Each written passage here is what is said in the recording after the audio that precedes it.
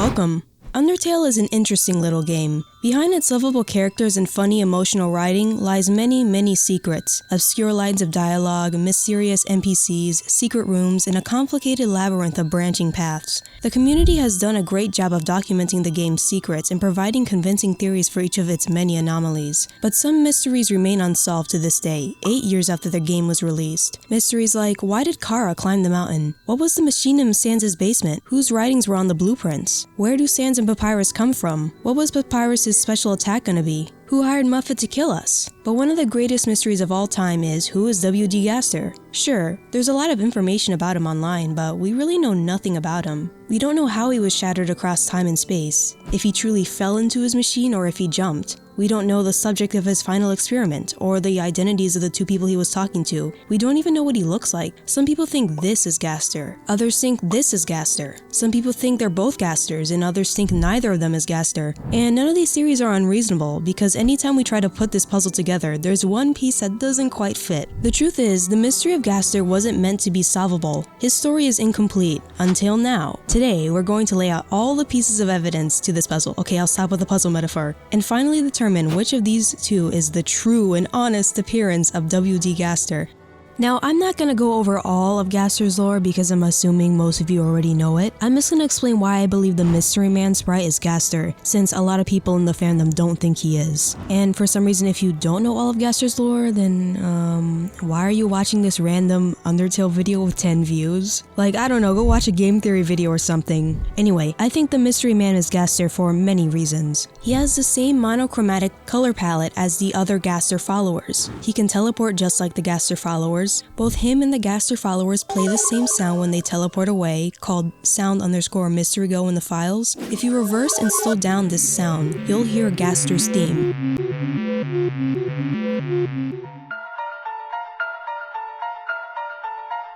In order to encounter the Mystery Man NPC, you have to generate a fun value of 66. Why is this important? Because Gaster is strongly associated with the number 66. If you look into the script that defines the battle stats for every monster in the game, you'll find Gaster's stats at the very end of the file. Every stat is just a series of 666s. Coincidence? No, obviously not. Strong parallels are being drawn between Gaster and the Mystery Man. Why would Toby spend so much time hiding Gaster's motif in a 2-second sound effect that the Mystery Man, a random NPC, uses if he is just, a random NPC and not relevant to the story or Gaster in any meaningful way? Toby Fox doesn't play when it comes to motifs. He uses motifs to build character and to tell the story. Asgore's boss battle music contains Toriel's motif because they used to be married. Sans' theme contains Papyrus's motif because they're brothers and very close. Motifs are used by him to show a connection or relationship between two characters, and the reason why the Mystery Man uses a sound effect with Gaster's motif in it is because he is Gaster.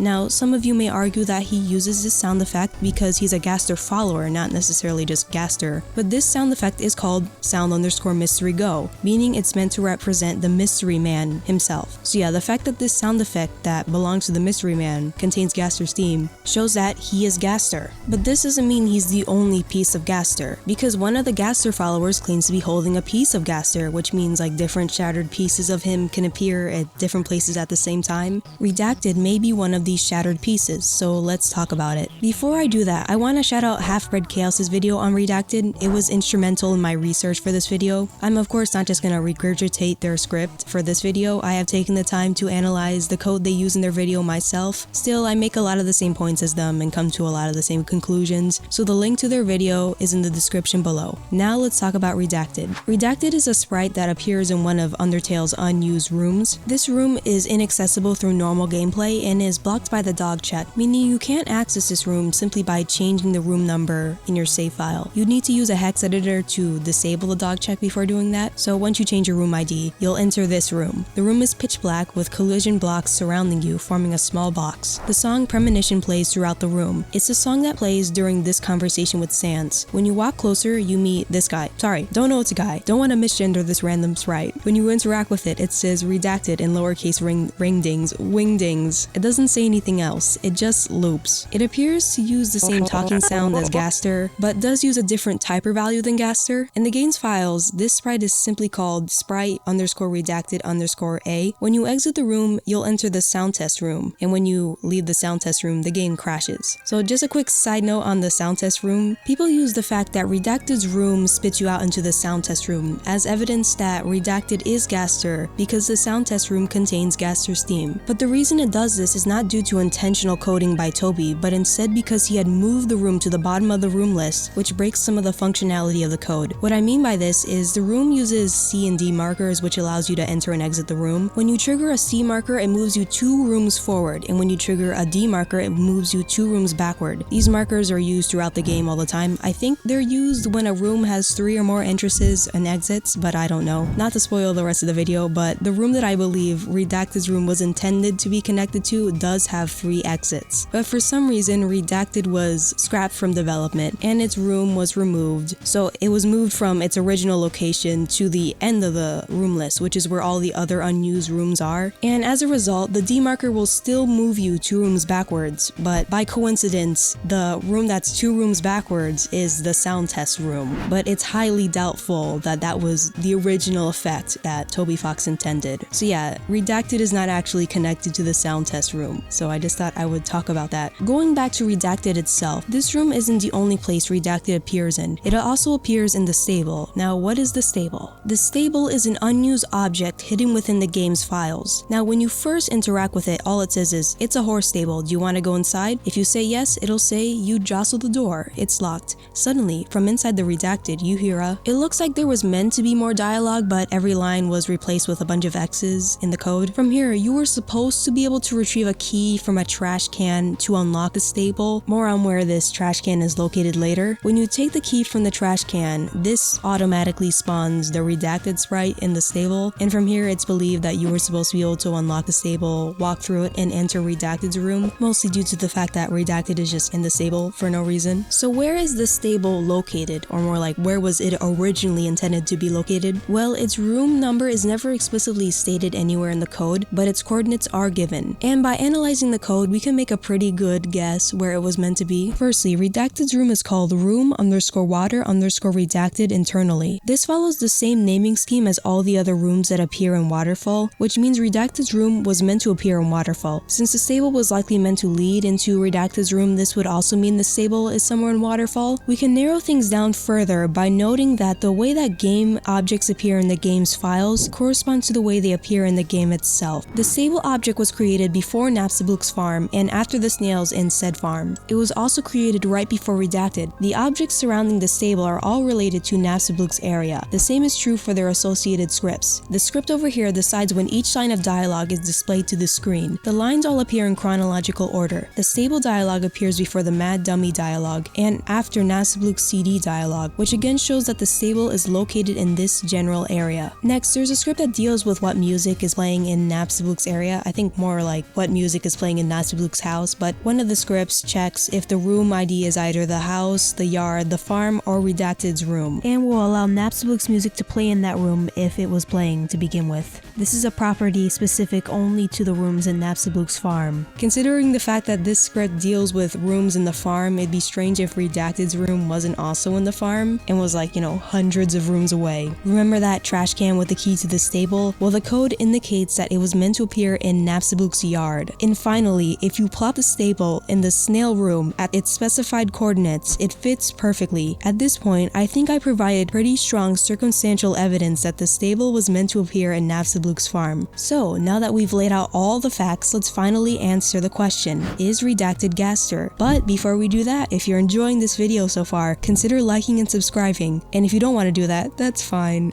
But consider looking through the videos on my channel and seeing if any of them catch your eye. They're all related to Deltarune and Undertale. Anyway, shameless plug over, is Redacted Gaster? Well, I must admit they are very similar. They both speak in wingdings, they both have lore, significant unused rooms. You have to edit the game to some extent to learn about them, or just play the game thousands and thousands of times when it comes to Gaster. They both have a common theme of being being removed or redacted from reality. They both have unusual appearances and are both mysterious. The evidence is really starting to stack up. But like, let's be fucking real. Redacted is clearly not canon. I mean, just look at this thing. What the hell is it? Look at the top of his head! Am I supposed to find this thing like scary? Just like the stable, Redacted is clearly a placeholder sprite. It was probably meant to be used until a more finished sprite was drawn, but the stable and Redacted were scrapped so early in development, they never got finished sprites.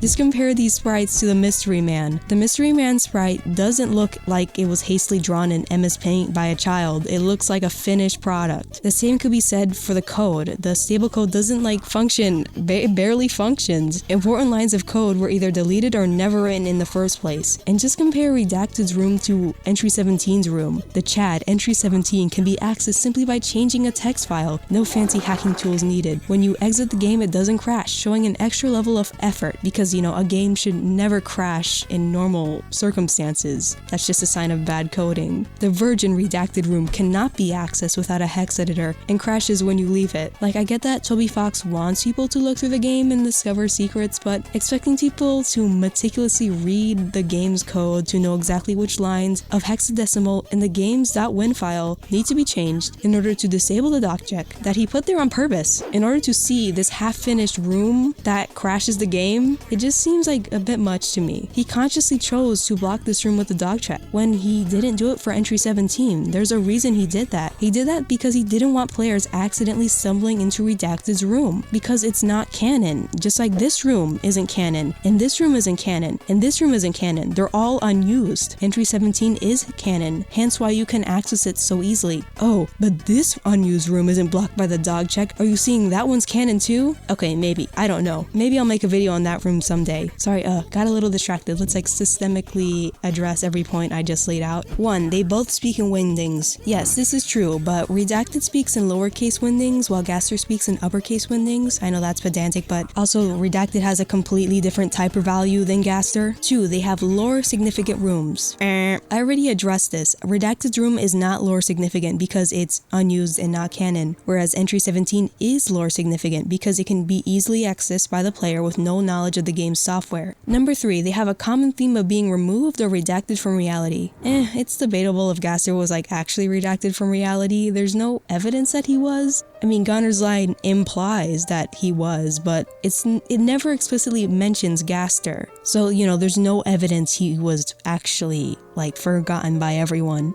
Number 4, they both have unusual appearances. Like I said before, while this is true, Redacted clearly has an unfinished look, whereas the Mystery Man doesn't. And number 5, they're both mysterious. True. In conclusion, Redacted isn't Gaster, the Mystery Man is. But if Redacted isn't Gaster, then what is it? Well, I personally believe that Redacted is an Amalgamate. Hear me out. This idea first came to me while I was looking through the rooms in the game's files. I think by pure coincidence, Redacted's room is really close to the True Lab rooms because I think the True Lab was the last area to be developed in the game. I think I read that in the Undertale art book, but I'm too lazy to figure it out. Anyway, I thought, oh, that's kind of interesting that it's so close to the other True Lab rooms, and it's also really close to the Entry 17 room, which is related to the True Lab. And this is likely a coincidence, but it made me think, is Redacted an Amalgamate? I mean, clearly Redacted was meant to be like a family member of Napstablook. It has the same properties as Napstablook. Its room was meant to play Sansa's theme, which is the song that plays throughout Napstablook's farm. It has a white, ghostly appearance. So maybe it's one of Napstablook's dead family members that was sent to the True Lab and became an Amalgamate. It does fit in with the other Amalgamates who have like, you know, unique and disturbing themes to them. So an Amalgamate having a theme of being redacted from reality seems to fit right in. But you might be asking, if Redacted is an Amalgamate, why would it appear in Waterfall? Why wouldn't it appear in the True Labs and have the same naming scheme as the other rooms in the True Lab? But here's the thing. If you beat the pacifist route and backtrack, you'll find that most of the Amalgamates have been returned to their families, which is interesting. So maybe Redacted was gonna be returned to its family too, which would have been on Napstablook's farm. So, you know, Redacted was meant to be like maybe an unused enemy in the True Lab, and then it would have gotten its own room at the end of the pacifist route in Waterfall. Now, if it's an Amalgamate, that means it's a mixture of Napstablook's family member and some other person, but I don't really care who this person is, it's irrelevant. So yeah, that's my thoughts on Redacted. This is the end of the video. If you enjoyed it, make sure to like, comment, and subscribe for more Undertale and Deltarune theories. Curse the trolls. Peace to everyone else.